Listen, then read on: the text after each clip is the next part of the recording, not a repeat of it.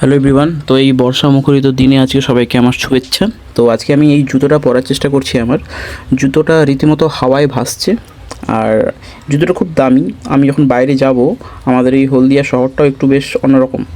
হলদিয়ার শহর নিয়ে আমি রীতিমতো গর্ব অনুভব করি, আর কেনই বা করবো না, সেটাই দেখাচ্ছি। এই দরজাটা খুললেই দেখা যাবে। এই যে সামনে, এটা আমার বাড়ির সামনের রাস্তা। তো এই রাস্তাটা সম্পূর্ণ একটা আলাদা টেকনোলজি দিয়ে তৈরি। এইবার আমি একটু রাস্তায় নামবো। তো এই যে আমার দেখে মনে হচ্ছে আমার পাটা জলের মধ্যে ডুবে আছে, এটা কিন্তু নয়। আমার পাটা অ্যাকচুয়ালি হাঁটুর অবধি, এর নিচে আর কিছু নেই। আমাদের এখানে হলদিয়াতে যারা থাকি আমরা, আমাদের প্রত্যেকের সবার হাঁটু অবধি আছে, এরপরে আর কিছু থাকে না পায়ের। সামনে এলে দেখা যাবে, বেশ কয়েকজন মানুষের সাথে দেখা করব। আরও একটা জিনিস দেখাই, কলকাতায় বা বাইরের পৃথিবীতে কি চলে? Tubeless tyre.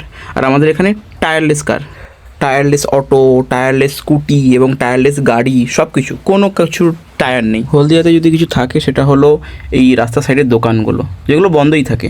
হলদিয়া সবাই এখন ডায়েট কন্ট্রোল করছে, তো সে কারণে কেউ কিছু কেনে না, আর দোকানদারও দোকান বন্ধ রাখে। সবাই মুড়ি খায়। এই যে মুড়ি খেয়ে আমরা সবাই ডায়েট কন্ট্রোল করছি। আমাদের হলদিয়াতে সমস্যা বলতে তেমন কিছু নেই, যদি থাকে সেটা হলো এই কলটা। লাস্ট 5 বছরে এই কল থেকে এক বিন্দু জল পড়েনি।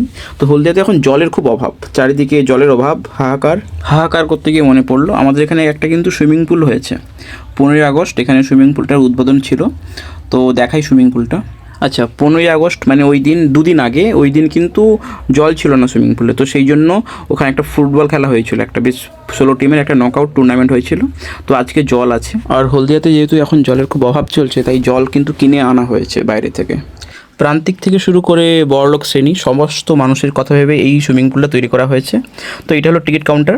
তো এখানে প্রান্তিক শ্রেণীর জন্য 100 টাকার টিকিট এবং বড়লোকদের জন্য ফ্রি। আজকে হলদিয়াতে আমাদের কি নেই?